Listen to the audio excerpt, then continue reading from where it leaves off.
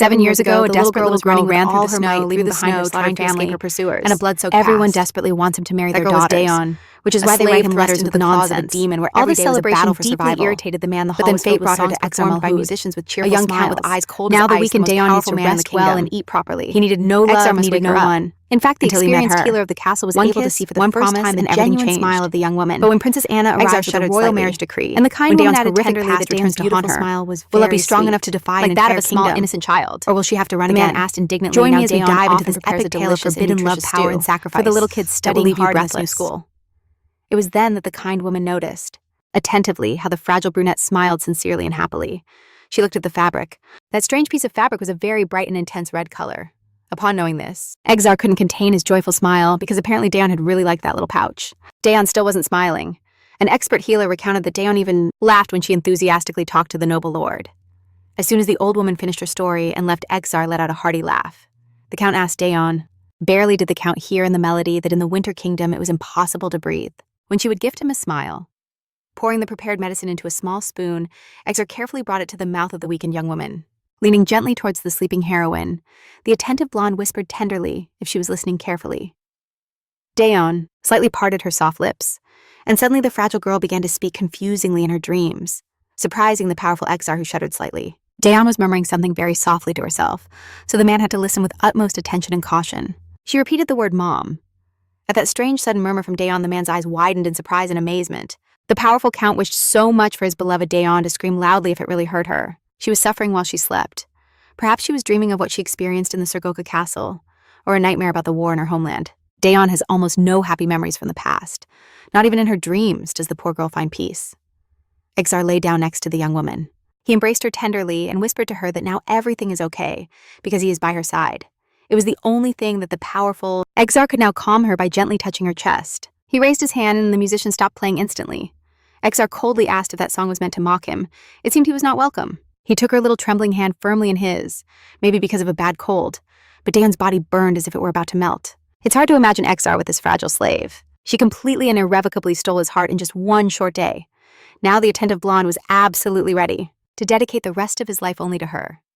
Exar kissed Dayon, promising solemnly in his mind to his one and only Dayon that he would always be by her side. A smile appeared on Princess Anna's lips as soon as she finished reading the letter. When Dayon felt better, Exar picked her up in his arms to get some fresh air. It wasn't so cold outside today, so it could be done without any problem. Count Exar cheerfully decided to take his beloved Dayon for a sleigh ride through the snowy courtyard. Despite their short but strong legs, these amazing pigs turned out to be incredibly fast. With a simple thin stick, you can control them easily and effortlessly, directing them wherever you want. Exar said it with such an incredibly serious tone that Dayon couldn't help but let out a giggle that escaped her lips. Exar carefully offered her a sweet dried fruit, but the Countess exclaimed that it was just a misunderstanding. The blonde smirked and decided to ask why they were playing it then, and tenderly asked her to eat it to regain her strength. It was an extraordinarily delicious dried plum, carefully dehydrated and mixed with crunchy nuts. Dawn chewed it with such sweetness and enthusiasm that the man couldn't resist, and playfully touched her chubby cheek with a finger. Exar handed the brunette a small but heavy pot filled to the brim with ripe plums, and let her eat them all. It's boring to be locked up between four cold walls, even if the girl is sick, and she clearly wanted to see the kids at school so much. Suddenly, with a slight smile, Dayon offered him a juicy plum directly from her pot. Exar accepted it without hesitation directly from the hands of his beloved Dayon, and in the process, gently licked the girl's little fingers. The man pulled away slowly but decisively, but a fine, shiny thread of saliva still gently connected his lips and Dayon's finger. The young woman blushed instantly when the Count told her it was delicious. She softly touched Exar's blushing cheek, and told him quietly but affectionately that he had honey there. A warm and sincere smile appeared on her delicate lips. The blonde confessed to the slave that right now he wanted to tenderly kiss her cute lips, but he didn't do it. The street musicians started apologizing to the gentleman because they didn't want to offend anyone Exar. Promising to return when it was clear outside, he then hit the piglet hard on the backside and loudly ordered it to move forward immediately. The animals took off instantly, quickly dragging the sleigh with Dayon sitting on it. After that, Exar, with a smile on his face, headed straight to his personal office. At first glance, it was clear how he literally radiated overflowing happiness, while poor Safar had to deal alone with a huge pile of papers. While this happy idiot frolicked joyfully, he handed the gentleman an urgent letter that came directly from the royal family. Something very unusual. The Count opened it with reluctance and began to read. Slowly, I listened to what was being said, and it turned out that the bad news was coming from Princess Anna since she was going to come to Oran. Her Highness wanted to stay until next summer, but for now she planned to arrive before spring. Exar came to the conclusion. that Prince Zach didn't know how to keep his mouth shut and was very chatty. The Count ordered his assistant to bring him a clean pen and fresh ink immediately. He quickly began to write an angry response to the letter clearly explaining to the princess. He sighed wearily and added that the taste of the alcohol had also been ruined. That a single young woman couldn't do that. Jafar indignantly asked his lord if he was really going to write that seriously. However, the Count had already done it, not giving his assistant time to react, so now the assistant must urgently send it to its destination. The master's order was unquestionable, so Jafar had to obey and leave the Count's office. If Princess Anna comes to Iran, there will be big problems.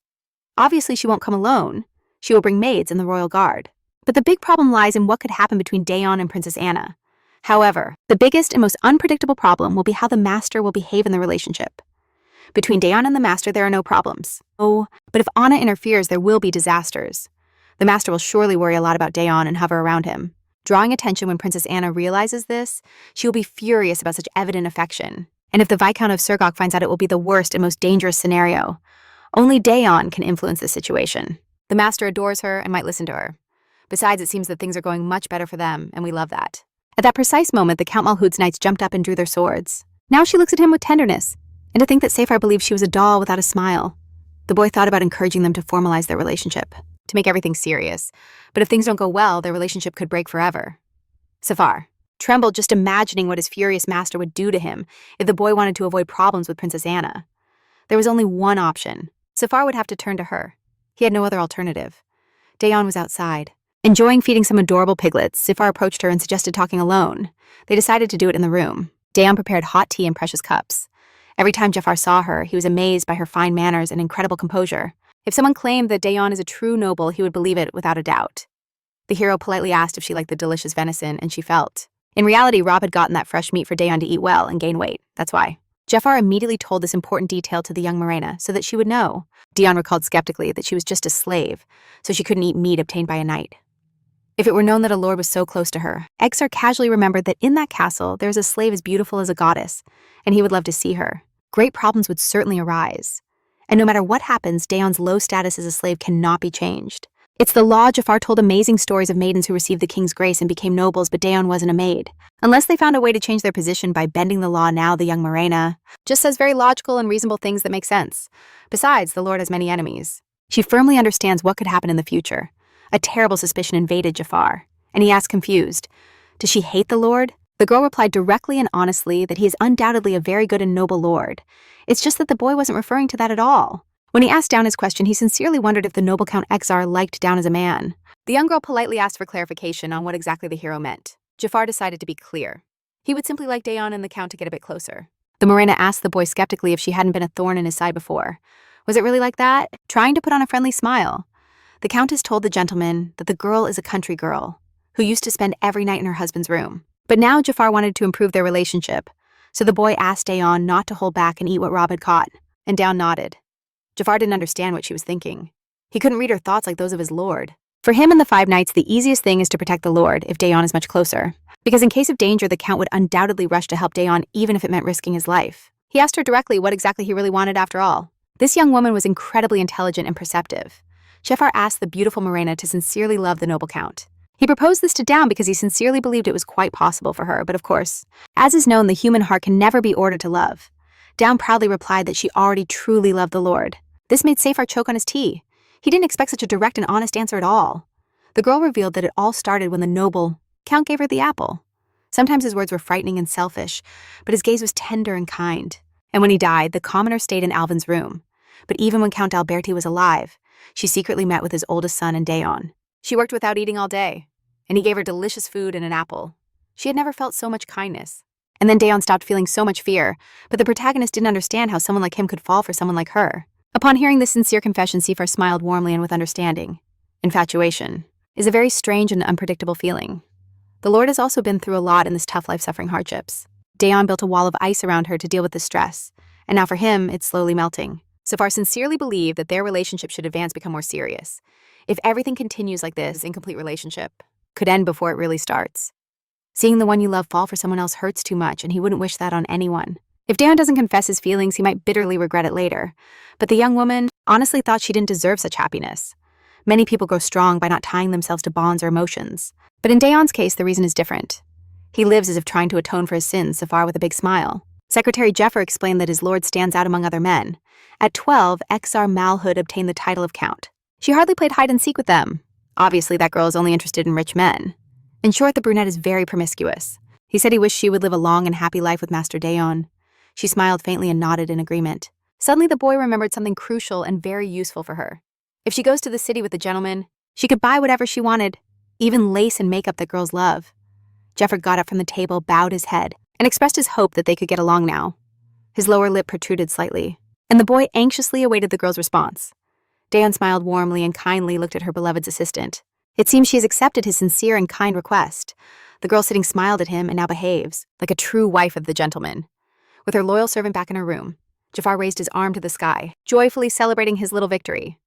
Exar was surprised when the door to his room opened slowly and silently. He asked Dayon, who had just entered, why she was visiting so late at night. The man immediately assumed that the girl simply couldn't sleep, and that's why she'd come to him. Dayon remained silent, embarrassed to say anything, so the best thing for a nobleman is to have nothing to do with her. Besides, she's not that pretty. So she looked down. Exar gently extended his hand and asked her to come closer. The young woman shyly explained that she was simply very cold in her room. The man smiled widely and replied that he had already put out the fire in the fireplace so she could get into bed. The heroine still wasn't sure until the Count unexpectedly showed some scissors with his fingers. It turns out that all this time, he had kept his fists clenched, so now he had won and could take 3 steps. Dayon did so uncertainly, not knowing what to expect next. The man playfully proposed to play again to keep having fun. The young woman used paper, and the man supposedly at the last second showed rock, losing again. Now Dayon can take no less than 5 steps toward the bed. The brunette timidly headed toward the bed, feeling awkward. Exar's gaze intensified and began to fixate on the young woman. Under certain light, her slender figure was transparent through the nightgown. Dayon stopped right in front of the bed. They're only interested in her because she is a foreigner. Looking at Count Malhoud, Mary encountered his cold gaze, not daring to get any closer. Exar fluffed the pillows beside him purposely so Dayon would be comfortable. He invited the lady to his side, saying that with this cold, it's best to sleep together. The protagonist nodded and sat timidly on the bed, trying not to draw attention. The man wrapped his arm around her, pulling her close to him, and carefully covered her with the blanket. He noticed Dayon's attention, so he decided to tickle her to cheer her up. They both laughed heartily, filling the room with joy. Their laughter echoed so much that the heroine didn't even notice when Exar knocked her down. Clearly she was having fun, so she gently messed up his hair. Dayon looked at the Count with disgust, so he gave her the opportunity to take revenge by bowing his head. But what he didn't expect was that the girl would caress his hair tenderly. He closed his eyes, completely lost in that pleasant moment of affection. It wasn't easy for Dayon to touch or even brush against anyone. But with Exar, she wanted to touch him again and again, feeling his warmth because the man was very warm and soft, like a big cloud, as soon as Dayon withdrew her hand. The Countess frowned and disdainfully informed that she would introduce them. Dawn entered the hall, and immediately all the aristocrats felt an immense stench. Exar smiled with satisfaction and moved closer to her. He took a delicate strand of her hair and suggested she lie down to sleep. Then the man lay down and pulled the heroine tightly to his broad chest, enchanted by Exar's dizzyingly pleasant scent. Dayon felt relaxed and began to slowly close her eyes. Exar softly whispered in her ear that it would be great to always sleep together. If one day Dayon wasn't by his side, the man feared to imagine what could happen to her. The girl lifted her head and looked directly into the Count's eyes filled with tenderness. The man immediately smiled sweetly in response. He hugged Dayon tightly and asked her to sleep since he was also very tired today. The brunette snuggled comfortably against his chest and slowly closed her eyes, falling asleep. And so completely unnoticed, several long yet important hours of the morning passed. The young and fragile girl slowly opened her beautiful eyes, gradually waking up after a very deep sleep. She carefully lifted her head and noticed attentively that Exar was still sleeping peacefully beside her. It was the first time Dayon had slept so well and deeply. It came from the girl. Stains were left behind her steps, and the scene was horrifying. Exar couldn't contain his laughter. Since leaving her distant homeland, it was also the first time Dayon had slept so peacefully in his warm and safe arms. Looking at the luxurious flowers and jewels, the young girl felt nothing but she saw true beauty in the man's face. Exar slowly opened his beautiful eyes, blinking a bit at the intense morning light. He gently touched Dayon's cute nose with a finger, and with a warm smile, he said it was the first time they had slept together. Dayon cautiously got up with the firm intention of quietly leaving the cozy room of the Count, but the man quickly stopped her. Grabbing her firmly and roughly by her delicate arm, preventing her from leaving, the young woman kindly explained that she still had important work, but the man asked her to rest a bit longer. However, Dayon firmly replied that she had already rested too much. But the man wanted her to rest a bit more to regain her strength. The heroine promised she would only be gone for a moment, and she skillfully freed herself from his grip as she left the Count's luxurious room. Dayon's face instantly flushed. She had gone to find him yesterday, but it took much more courage than she had imagined. He instantly understood that Countess Dalberry simply envied this beauty. That's why she deliberately threw Dayon into the pigsty. Maybe it's still too soon for her to take such important steps. Dayon stepped out into the courtyard, where a new day was beginning. It was strange. The sun hadn't risen yet, and they were already actively transporting things due to a conversation overheard. Daeon knew that a princess would soon arrive because there was a lot of luggage and so much work to be done. Building a place for the knights to live, and also a storage. Those horrible nights could cause trouble in the village again. The last time the princess came, it was tough. The Orange Castle was tiny, and they already caused a ruckus sending people to the village for alcohol and women. If the princess comes alone, she probably wants to be alone with the master. Or maybe she's not coming just for a visit, but for a commitment that would change everything. Suddenly the knights noticed Daeon, who had been lingering behind the wall, spying on them. Princess Anna is on her way. Now the brunette understands why Jafar asked her to get closer to the count. It was to be expected. A noble who conquered Orange alone. Not even Viscount Surgok could stop him. The king did nothing surely because of the possible marriage with Princess Anna. But for being a slave, the girl even looks dignified. Usually it's embarrassing to appear like that, but Daeon, on the contrary, looks proud. Exar. Fearing a conflict, Daeon was sure that Exar also wanted to marry her. After all, the count is ambitious. He needs her to achieve his grand dream and the goals he has set. The princess will open up a sea of opportunities, while Daeon remains just a simple slave. The brunette understood from the beginning that there's no room for serious relationships with a slave. The young woman headed to a quiet museum that had just opened. Daeon mourned more than anything for those she had left behind, her father, mother, brother. Now they would be rotting food for dogs and crows, leaving no trace. The protagonist abandoned her beloved family and fled alone. That was her great sin. Daeon didn't even cry for them and survived alone, overcoming all trials. That day, all the young woman's tears dried up and she could no longer cry. Her heart hardened in tough times. Daeon didn't seek rest. She believed she didn't deserve to be happy. She thought she should have died. But one day he appeared and said he would take her corpse. Relax, rest, and smile, he told her. Since there's no need to live with clenched teeth. He calmed her and hugged her tightly, transmitting a sense of security. In that moment, Daeon sensed the strength and sweetness of the count. He wanted to know what he should do to win the heart of this brunette. A smile appeared on the man's lips, as well as his sensuality. The young woman had forgotten when was the last time she cried. But now she couldn't stop. At that moment next to Exar, she felt so warm and comforted. Daeon didn't understand how she would continue living, now that she lay so close to the blonde. Jafar was right. Time passes. Love can cool down and even break. But the happiest moment of her life will remain forever like this. Now the most cherished memory. How much value he needs to gather should wait for his love for him to blossom. One thing he still knew for sure. No longer wants to be away from him, even if she regrets it. Even if it hurts. Even if just for a moment. Daeon wished to feel like his woman Exar smirked and asked the young woman if today the fire in the fireplace had gone out again. Daeon didn't respond and went straight to the count's bed. While he poured wine into a glass on the bed, the girl noticed the vouchers for a kiss that the man hadn't used yet. Unfortunately, her cheeks flushed instantly, as if she felt her heart racing. She turned and noticed the Count's intense gaze that was completely fixed on her, and he pronounced that this girl is simply gorgeous. Countess Mary d'Alberti couldn't hide her irritation. Now Jeffrey understood. Exar approached her and asked if she understood that the situation was now very different from before. The girl understood it perfectly, so the man wanted to know if she was going to back down. Daeon had no intention of doing so, and was ready to continue their conversation full of resolve. Taking the vouchers in her hands, Exar handed them to the young woman with a slight smile on his face. A slight blush appeared on the blonde's face. When he observed her reaction hugging Dawn's waist, Exar pulled her toward him gently and carefully. It had been so long since they kissed.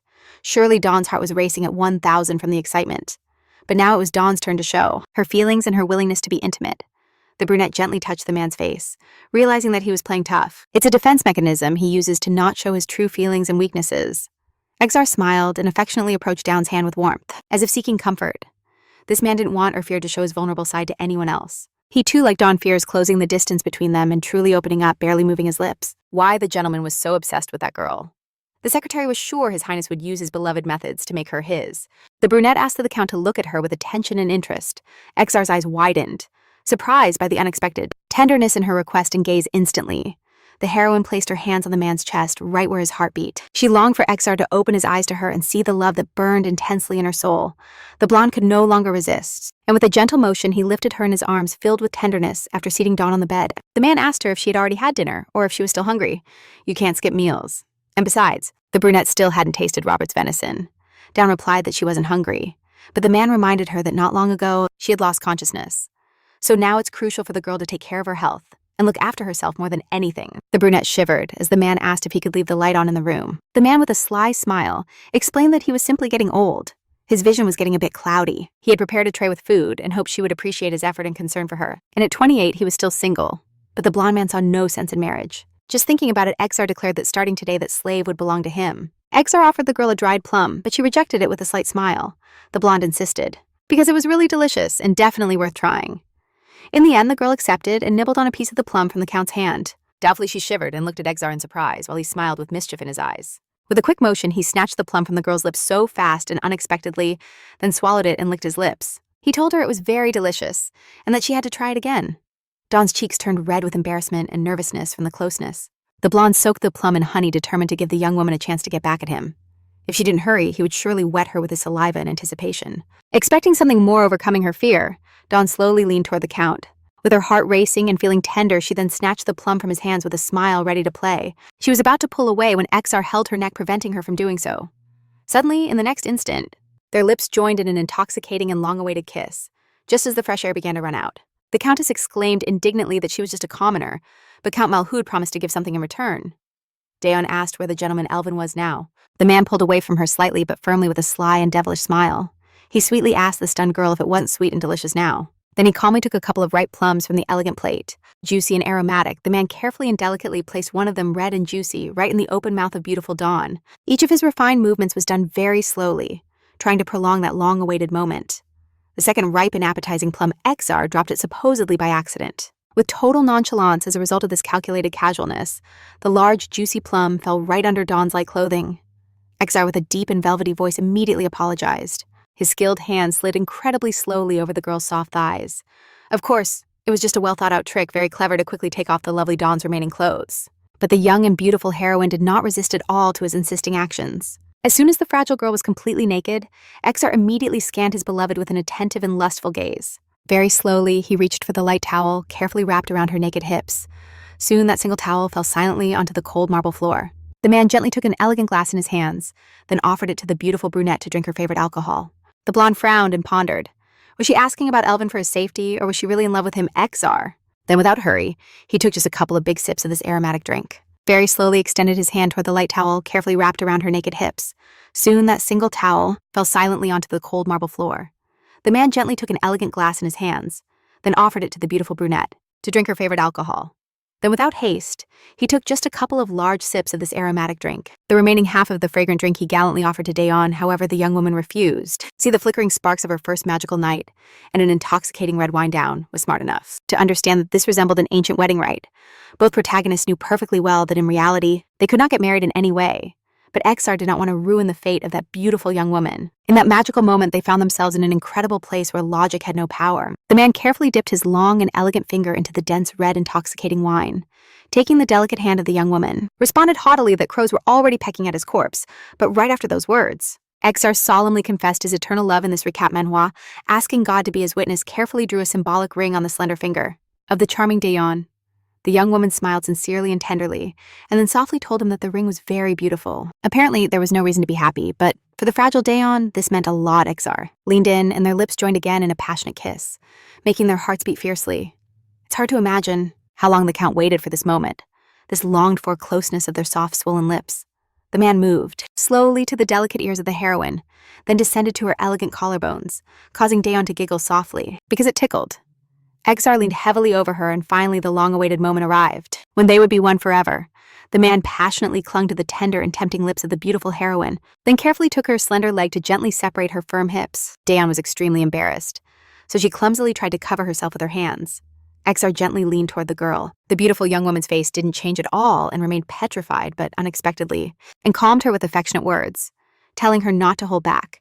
And then our heroes surrendered completely, forgetting themselves to their passionate love, giving warmth and affection. Exar was completely insatiable. For several long, passionate hours when it finally ended, he suggested to Dayon to relax a bit and rest, quietly, and then suggested to the girl to ask his lordship to allow her to take a short break from the kitchen, so the beautiful Dayon could stay with him, at least for a while. Since the Count would give her a well-deserved day off, Exar sincerely hoped that the beautiful Morena would forgive his understandable selfishness. The man's words were so funny that Dayon simply couldn't help but smile, genuinely. The brave blonde pulled his beloved Morena close and affectionately offered her to sleep a little. The girl slowly but gently closed her tired eyes, and the man suddenly realized that he had finally found the light, the true wine of life that sweetly and tenderly intoxicates the human soul. Now Exar was sure he was hopelessly in love with that wonderful woman, whom he now wanted to call his legitimate wife. She decided to ask the Count if he would do the same with his second wife and his son. Mary Dalbury shouted. A few hours later, Daeon woke up from sleep and slowly, carefully got up, covering her naked body with a soft blanket. The man suddenly and decisively grabbed her hand and asked where she was going so fast. She reminded him in surprise that she had to work in the kitchen, but Exar insisted that she not leave. He, the Count, was unaware that in reality the beautiful Daeon urgently needed to go to the bathroom. That's why he begged her to stay with him until night and promised to let her go in the morning. She remained silent, so Exar extended his hand toward her leg and gently tickled her. Daeon stopped the man immediately and firmly asked him to stop touching her at once. Exar asked to touch her a little more, to which she replied that he had already touched her enough. The man calmly responded that as long as there was light, he would examine every corner of her being. Daeon quickly wrapped herself in a thick blanket to prevent the Count from carrying out his plan. The blonde huffed annoyed and then rested his head directly on the soft legs of his beloved. The man slowly raised his hands, and the girl immediately noticed in the canopy the sharp shadow of his bird-shaped hand on Daeon's delicate lips. If the girl even understood what she was talking about. Count Malhood couldn't contain his laughter.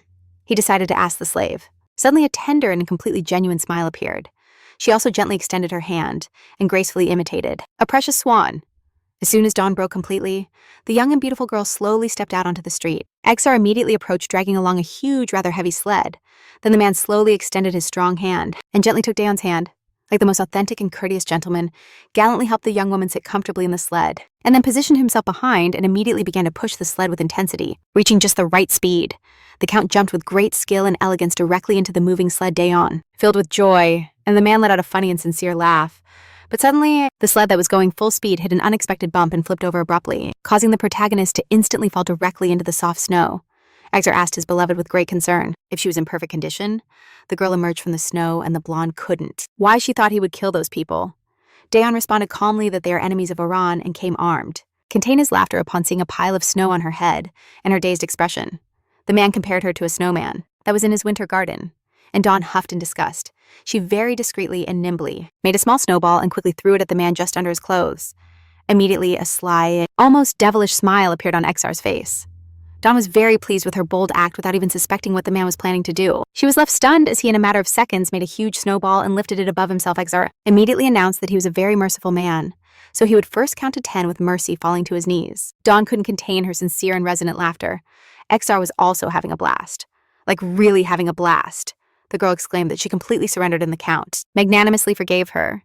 Suddenly, they heard the slow footsteps of someone approaching them. It seems Rob also wants to join their sledding trip. It was very cold outside, so Exar extended his hand to Dawn and suggested they head back immediately. Approaching the night, Rob quickly informed the gentleman that Jafar was urgently looking for him. So they want to take it and control it, but I doubt they can govern themselves. Someone else will be appointed. It turns out that the important Princess Anna is already on her way. Exar tiredly asked what it mattered and what they wanted from him. Rob explained that the princess's carriage was approaching Orang, and they would arrive in 3 or 4 hours. Dawn knew she shouldn't worry since her master had to go with Princess Anna. On that crucial day, he refused the glass offered by that man, because from the very beginning, he knew he would find a woman of his caliber. Even knowing this, the brunette longed to be a little closer to her beloved upon seeing Orang for the first time. Princess Anna found it gloomy and dirty. There's nowhere to stroll or sail, so she didn't understand what Exar saw in this place. Anna is furious. If it weren't for him, she would never come to this filthy hole. The princess was 5 years old when she met him in the green and fragrant royal garden. Then she saw a boy with beautiful eyes that sparkled like gems instead of eyes. At that moment, young Princess Anna exclaimed that she wanted those eyes and she wanted them now. The court lady explained to Her Highness that the boy had lost his father, begging for mercy. Young Anna asked about his mother, and Exar replied sadly that she was dead like his own. The boy knelt before Her Highness and politely asked if she truly wanted his eyes. The second wife won't be loyal to the Lord, so the Count isn't going to leave her this territory, because those who betray once will betray again. Besides, she reached out her little hand toward his face, while Exar said that in exchange he would give her something interesting. And then that small and enigmatic boy carefully extended his thin childish hands there right in his palms. Unexpectedly rested a small green and living frog. Exar. He explained that if the young princess dared to kiss that frog, she would undoubtedly find true happiness. In that awkward and unexpected moment, the cheeky frog jumped, landing right on the frightened face of Her Highness. While Anna screamed in terror, the blonde boy walked away, humming a simple but cheerful melody. Her next important encounter was when the young princess turned 16, and he followed in his father's footsteps. Exar was very young, but had already inherited a great deal, his noble title and vast lands. Seeing the grown princess, the blonde jokingly asked if she was the famous Princess Frog Anna. With pride and haughtiness, he ordered her to get on with her path immediately. To her astonishment, he simply and calmly walked away without a word. The princess shouted that if he touched her again, he would regret it, but he replied that they were no longer kids. Exar always had a special and mysterious charm that powerfully attracted everyone. Suddenly, to her surprise, marriage depends on the wealth and status of the parents. The secretary advised his lord to marry a princess. His lordship won't put someone who killed his son in charge. Even if they're not blood-related, Mary exclaimed that she didn't kill Alvin. The young man turned sharply and approached Anna decisively, kindly, asking for official permission to braid Her Highness's long and beautiful hair. Soon everything was ready, and the Princess Frog could calmly assess the splendid work of the Count's son. Anna was clearly pleased, so she suggested they play together, but he declined. The sweet floral scent emanated from the thick hair that the hero was braiding with care. Exar discreetly faded away, but Anna, stubborn, followed him closely. It was then that she clearly saw the brutal punch that the boy landed on someone's face. In that moment of unease, Anna knew she wanted him, that she desired him completely. If it weren't for Exar, she would have never ended up there in that unknown place. Seeing the commoners crowded behind the dirty window, the princess understood the source of the stench. Apparently those people were seeing a member of royalty for the first time. They approached even her luxurious carriage, a father with his little one, and a girl who offered her fresh flowers. Anna, with disgust, covered her nose, and immediately turned her face away with a stern expression. Then she ordered her inept, but Exar calmly responded that the slave was right, since he wouldn't trust the territory to someone he couldn't trust, servants to close the carriage window. Instantly, the maid fulfilled the order, and Anna added that this was why they shouldn't show their face to the commoners. The maid instantly rang a small bell, to which a knight in the street reacted immediately. The man quickly dispersed the crowd of poor people from the princess's carriage and ordered them not to look.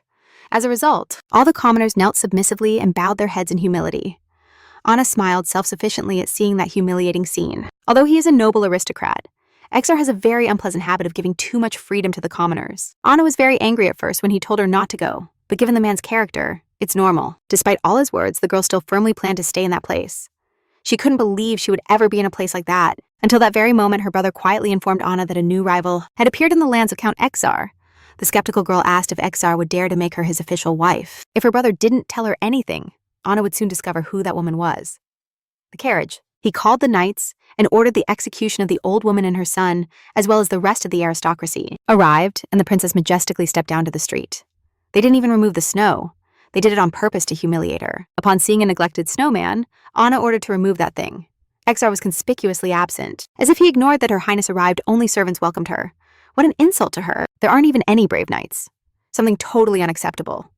Anna noticed that a maid looked up at the destroyed snowman. Then the girl lowered her head with her mission once again. But it was already too late. That woman sparked Anna's curiosity, so she approached her leisurely. The princess didn't even give an order, but the knight had already brought her a long whip. Anna grabbed it roughly and swung it with fury, and in the next second she struck the insolent, shameless one. A smug and malicious smile appeared on Her Highness's lips. Rob didn't react at all, and his face remained completely petrified, without a single emotion. Anna didn't like at all that the woman didn't make a single sound, so she immediately decided to hit her again with her long whip. The soldiers immediately carried out the order. Soon the bloodied bodies began to be thrown into the trash down. Only this time her raised hand was suddenly stopped. Anna, very indignant, asked the knight Exar what the hell he thought he was doing. She ordered furiously for him to let her go immediately, and the princess's soldiers drew their swords instantly, all pointing their threatening, sharp weapons directly at Rob. In a soft voice, almost whispering, she begged Rob to release Her Highness's hand. The man obeyed, and the princess called him rude, someone who had no idea who he was dealing with.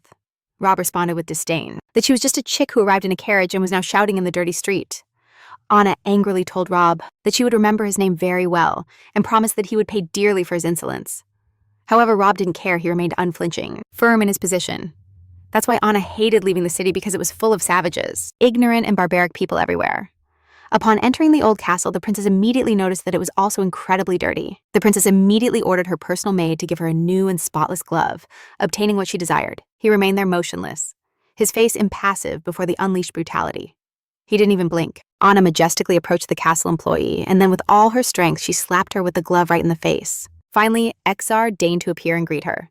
The man asked his loyal assistant if they had really received such an unexpected visit. Anna solemnly extended her hand. Even if Exar forgot the etiquette in this remote place, he still knows how to greet a princess. The blonde guy just leaned in slightly, almost imperceptibly, without showing the proper respect to the princess. He frowned at the idea that Exar didn't want to kiss her hand at all. The man straightened up and immediately reminded Her Highness that he had already asked her not to come. He should know how to read. So the man began to think that the letter simply couldn't have arrived. Anna replied that she had seen everything. She just decided to ignore him so as not to ruin her mood. It turns out the princess came here with an order from the king, who was very strict and demanding with his subjects. He wanted to personally see the famous slave of whom many rumors were circulating among aristocrats and commoners. Apparently her name is Down, and she really caught everyone's attention around her with her unusual charm. Anna approached her beloved, touched him, and asked. The secretary suggested to the master to inform the king of the castle takeover and sign, but Exar refused, claiming he would do it tomorrow. Sweetly, if she had the right to all those emotions and feelings. However, Exar coldly ordered her to take her hands off him.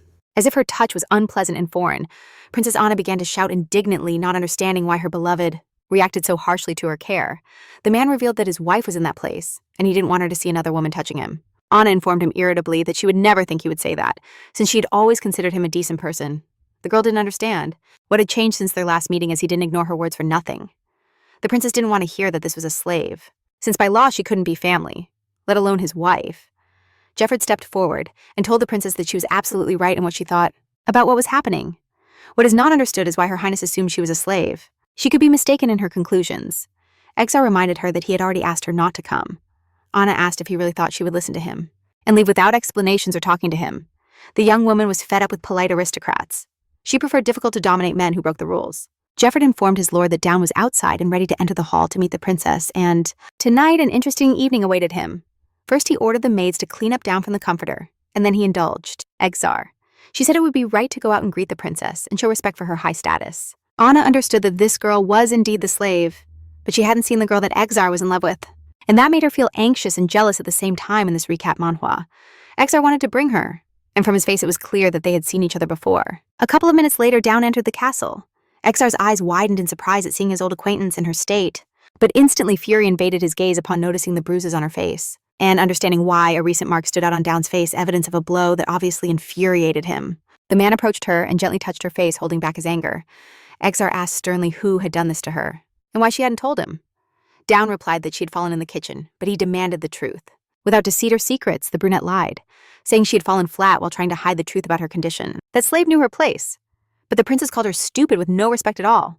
Obviously, Exar heard it and instantly understood everything. They dressed the brunette in a beautiful dress that enhanced her silhouette. However, one of the maids, he slowly turned on his heels and began to scan the surroundings for whoever dared to hurt his beloved. Then he headed toward the knight's armor with the intention of grabbing a sword to protect his girl from potential threats right after. He snatched the sword from there and felt a rush of adrenaline at the need to protect those he loves, and silently drew it in front of everyone present in the hall.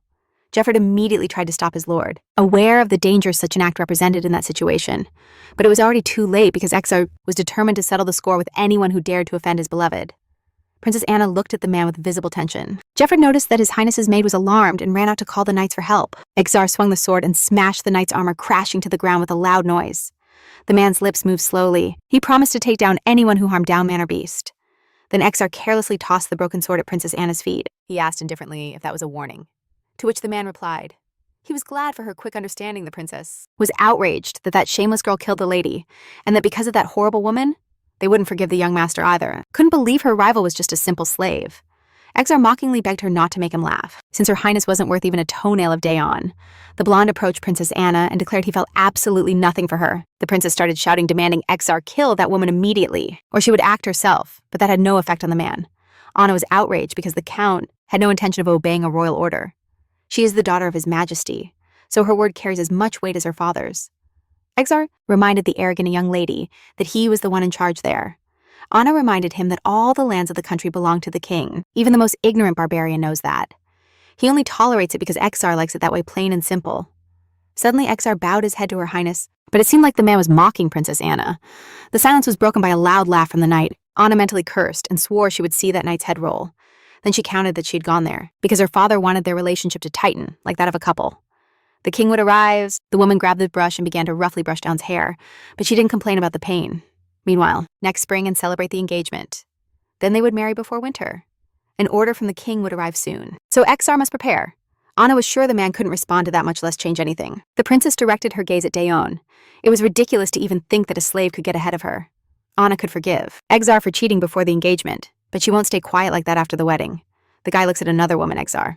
He'll be forced to act like a member of royalty. The guy mockingly asked if hitting people in the face was acting like royalty, to which the girl replied that it was nonsense, since only the two of them were people there. For Exar, that was only what the princess thought.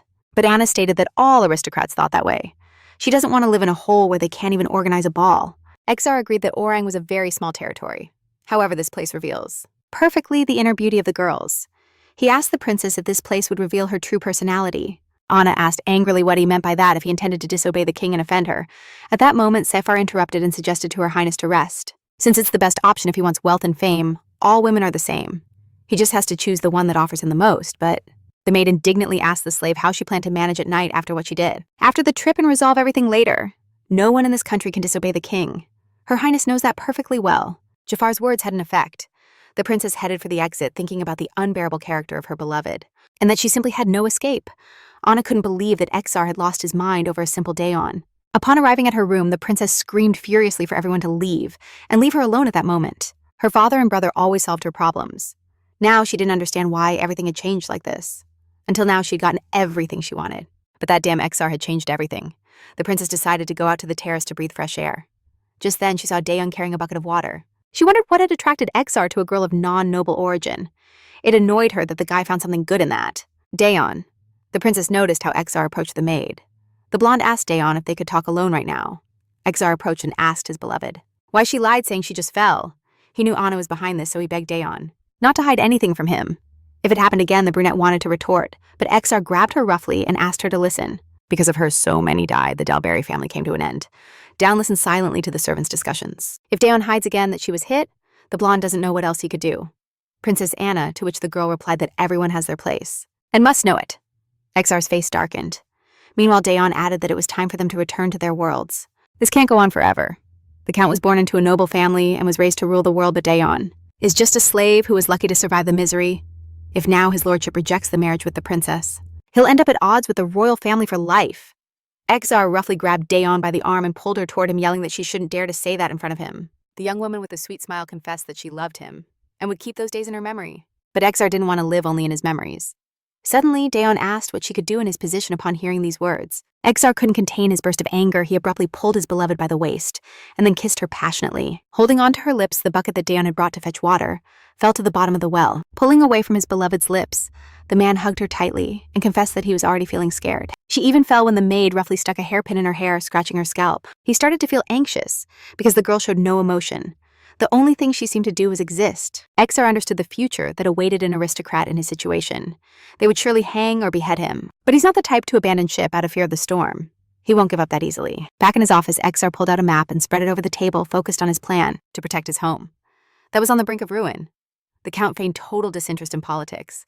Slowly but surely, Exar was gaining power. Because in that country, the real authority resides with the aristocrats, not the royalty. If he gets rid of the greedy and inept aristocrats, he could still save this country. There's hope. Exar didn't secretly gather forces by chance, and Orang surrendered without resistance.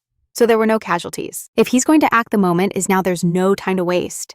The Count asked his assistant if they had already moved the forces from the occupied territory. Sephar reported that they had already dismantled and transported the siege artillery. The maid's companion asked her to stop because the girl could tell everything to the new master. But the resentful maid, to the indicated location. The cavalry awaits orders. Exar replied that they would take them all at once. If they fail, they'll lose. But they have to take that step. The secretary reminded them that they have a problem. They need a lot of hostages if the wedding takes place in the royal castle. The whole plan is cancelled. That's why it must happen precisely in Orank. Even the maps made during the trips were useful. Normally, only the king has maps of the whole country. Sephar reported that they have very few allies. And when they find out this is a war for a woman, they will abandon them. That's exactly why they urgently need to make friends with the aristocrats. They can reorganize the internal structure of the occupied territories, exactly like they did in Orank. Punish the criminals, conduct surveys of the population, reduce taxes, strengthen medicine and education. In other words, we could call it a revolution. Exar promised that when his day of victory came, he would buy the best alcohol. Dayon knocked on the office door and informed the lord that he had finished organizing the museum. Was sure that the shameless girl wouldn't do anything, because she always kept everything to herself. Soon the preparations finished, and dawn, after inspecting everything, the man concluded that the girl had done an excellent job, and now deserved a reward upstairs in the annex. There's a library that contains classics, and even erotic novels. If Dayon wants to read something, he should let him know. And then the man asked where she learned to read and write. The Morena shyly replied that Count Alberti taught her everything. That's why she was going to visit him late at night. Exar declared his desire to rule together from today. The Count transfers Dayon's tasks in the kitchen and other chores to others. The girl clearly has skills. But the Morena remembered that the problem is still her origin. Exar asked with disgust if she really wanted to fight him. Now the young woman froze upon hearing that her beloved had decided to get engaged. The blonde tightly clenched his fist, wishing in his mind that his beloved would stop him from that crazy idea.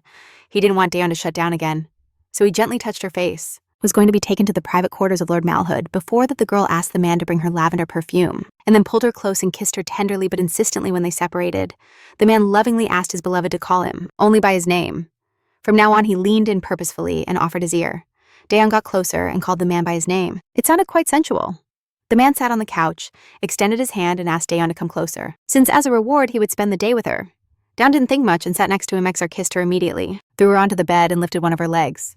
Soon, Princess Anna knew that her beloved was spending time with that annoying woman. She wasn't going to tolerate that in this country. There was no one who opposed her. The princess always got what she wanted. Even the king listened to her wishes. But for some reason, Exar always resisted her will. A maid entered the room and informed Her Highness that the ornament merchant had already arrived at the entrance. Anna noticed a woman trembling with fear. The princess gave permission for the guest to enter. The woman laid out her entire assortment of jewelry before Her Highness, so that the princess could examine everything in detail. Anna noticed that there were many interesting things when the princess carefully checked everything. However, the knight replied that unfortunately, it was impossible as he couldn't leave the young lady alone there, without anyone seeing her. A woman extended a secret letter to her. The Viscount Surgok ordered it to be delivered to her. The next morning, Count Exar was sitting on the street carving a wooden Pegasus. Anna approached and told him that the man had fallen so low that he was doing things normally done by commoners. Exar calmly replied to the young noble that it was his hobby, and the princess ordered the man to give her his creation. However, the man replied that he had made that Pegasus especially for his beloved. Therefore, the statuette already has another owner. Of course. Those words infuriated Princess Anna, and once again wounded her pride standing up. Exar revealed that his beloved also felt something for him, but that he accepted to marry the princess upon hearing that a triumphant smile appeared on Anna's face. She touched the man's shoulder and replied that the most important thing was that she loved him. But Exar abruptly pushed the princess's hand away and told her that he didn't care at all. He just wanted to warn her that even after the wedding, I didn't think he'd treat her like his wife. Roughly grabbing Anna by the arm, Exar demanded she not dare to touch his beloved, not even with a finger. This is the first and only warning. Anger appeared on Anna's face. Daeon suggested simply closing the door. The man agreed and promised to return soon, right after the soldier left and locked the door. But she understood perfectly that she couldn't respond or retort in any way. Exar was about to leave, but the princess told him that that night they would receive a visit from a member of royalty, and he couldn't be rude. The count knew exactly who was coming later. Daeon was on his way to his business when suddenly, two maids of Princess Anna approached her, brutally grabbing her hands and informing her that Her Highness requested the presence of the slave. Just then, the knight informed the count that a guest of the princess had arrived and was waiting at the gates. Exar was frozen. Upon hearing it was Viscount Surgok anticipating his lord's actions, he exclaimed they must allow the guest to enter the castle. Otherwise, the princess would send a letter to the royal palace, and if that happened, Prince Zach could come. They needed to keep Anna in Oran until next spring, so Exar must hold on for 3 months. They can't let Prince Zach find out about their plans. The blonde cursed under his breath, realizing he should have cut that bastard Surgok's head off from the start. He didn't want Daeon to relive unpleasant